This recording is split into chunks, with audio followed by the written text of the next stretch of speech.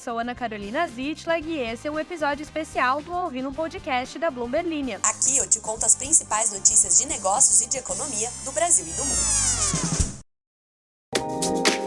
Olá, promessa feita é promessa cumprida. E estamos continuando neste episódio especial de sábado a nossa série de entrevistas com editores da Bloomberg Linha espalhados pela América Latina sobre a atual situação política em cada um dos países da região. Na semana passada, a gente conversou com o Francisco Aldaia, que é editor-chefe da Argentina e do Uruguai. E hoje o episódio vai ser com a Paola Maolis, que é editora-chefe do Peru.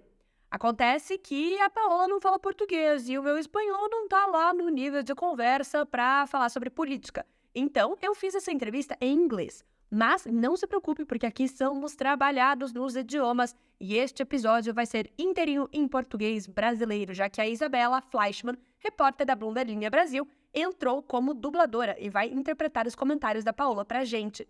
E eu estarei interpretando eu mesma. Bom, antes da gente pular pra entrevista, deixa eu te contar um pouquinho sobre o que está acontecendo no Peru nesse momento. É que há quase um ano, o Peru está enfrentando uma série de manifestações e protestos pelo país inteiro, que inclusive no início do ano deixaram mais de 50 mortos em confronto com a polícia.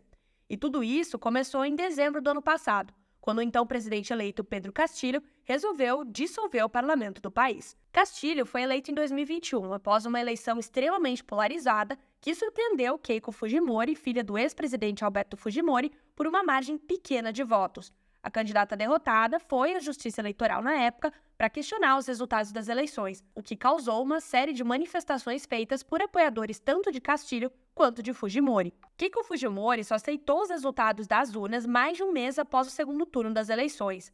Antes mesmo de assumir o cargo, ainda na campanha, Castillo já tinha dado declarações polêmicas, ameaçando fechar o Congresso do Peru se os parlamentares não aceitassem os planos dele. Com o parlamento dominado pela oposição, a primeira crise do governo aconteceu 2 meses depois da posse, quando o primeiro-ministro do país e todo o gabinete ministerial renunciaram aos cargos. Em dezembro de 2021, Castillo sofreu então o primeiro pedido de impeachment, que acabou sendo derrubado. Outros 2 foram abertos, sendo que o último resultou no afastamento dele no dia 7 de dezembro. No mesmo dia, ele fez uma transmissão pública para anunciar a dissolução do Congresso e convocar novas eleições em resposta a esse último pedido de impeachment. Durante o anúncio de dissolução, ele afirmou que iria instituir um governo de exceção, declarando estado de emergência. Só que essa manobra não funcionou. O parlamento ignorou a dissolução e se reuniu para aprovar o pedido de impeachment. As Forças Armadas também não apoiaram o presidente e afirmaram que Castillo só poderia dissolver o Congresso se os parlamentares tivessem derrubado todos os ministros do governo, o que não aconteceu. A Suprema Corte do Peru classificou a atitude de Castillo como um golpe de Estado e determinou que a vice, Dina Boluarte, assumisse a presidência. O Congresso também convocou a Dina Boluarte para ser empossada como presidente, e Castillo foi preso momentos depois, enquanto se preparava para deixar o palácio do governo. Desde então, os peruanos tomaram as ruas do país em diversos momentos, exigindo a convocação de eleições gerais ainda este ano, o que tem sido postergado pelo governo de Boluarte e pelo Congresso sucessivamente. Como a Paola me contou, agora é uma grandíssima incógnita se o país vai ter um novo presidente eleito antes de 2026, que é quando as eleições gerais acontecem. A Boluarte, que é uma ex-funcionária pública e que não tinha grandes passagens pela política, acabou se tornando uma opção viável num cenário de intensa turbulência política. Mas isso não quer dizer que ela tenha muito apoio no país. A sua taxa de rejeição chega a 80% da população e partidos de ambos os espectros, tanto da esquerda como da direita, a criticam, apesar de ela, neste momento, estar mais alinhada com os políticos de direita, segundo a Paola. Os empresários e o mercado no Peru a apoiam por uma questão de, digamos assim, na visão deles, ela representar uma ameaça menor do que o Castillo era, principalmente em termos de estabilidade política.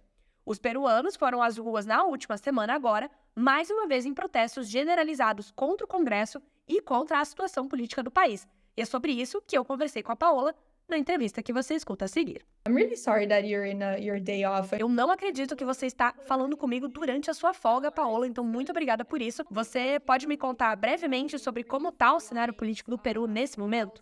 Ok, perfect. Certo. Então, atualmente, o Peru está passando por um momento difícil. Eu diria uns 7 a 8 meses de muita turbulência política e agitação por causa da transição que aconteceu com o presidente Castillo para sua vice-presidente, que atualmente é presidente do Peru. Muitas coisas aconteceram. Foi uma transição muito inesperada, mas também mudou a perspectiva política de algumas pessoas que apoiavam muito o Castilho.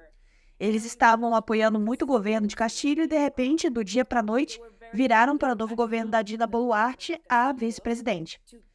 Acho que isso foi muito pesado para muitas pessoas, e você vê isso nos protestos sociais que vimos por meses.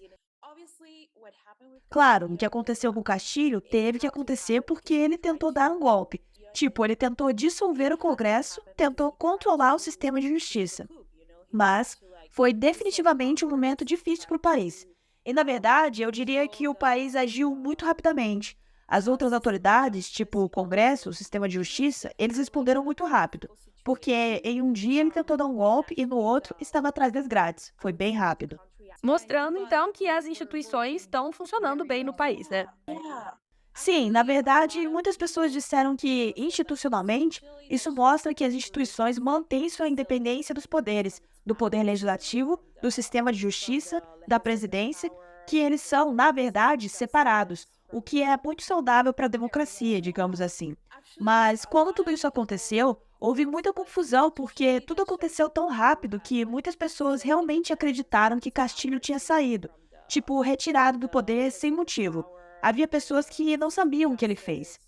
As facções de Castilho, obviamente, disseram que ele foi derrubado ilegalmente. Muitas pessoas pensaram que talvez ele tenha sido forçado a fazer isso, ou foi manipulado, ou coisas assim. Então começou a haver uma agitação social.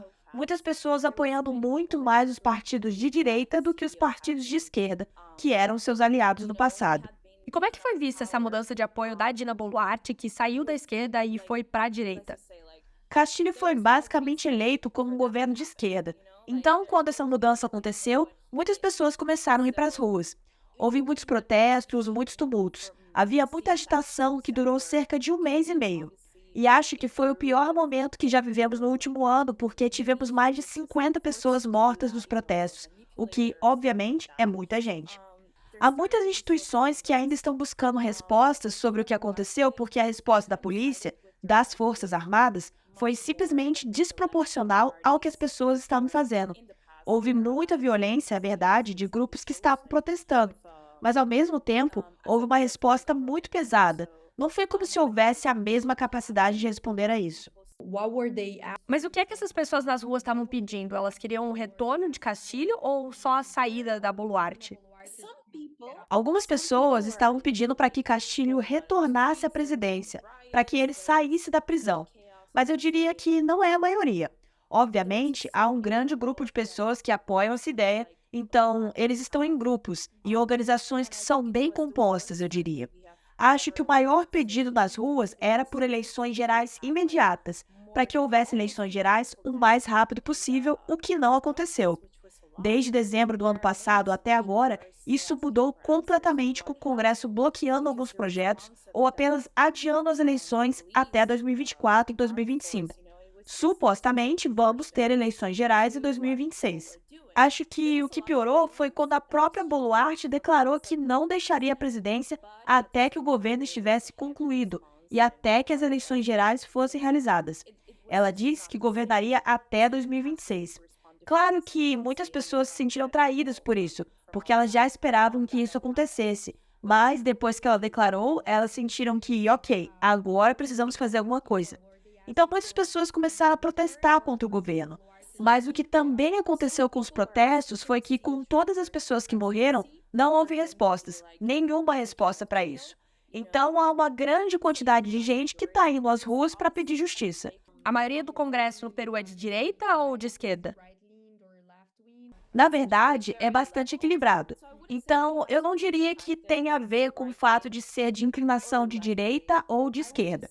Eu diria apenas que é por causa da percepção ou discordância das pessoas, que é um poder muito corrupto, que não ouve o povo, que está fazendo muitas coisas apenas porque é conveniente para eles, para seus partidos.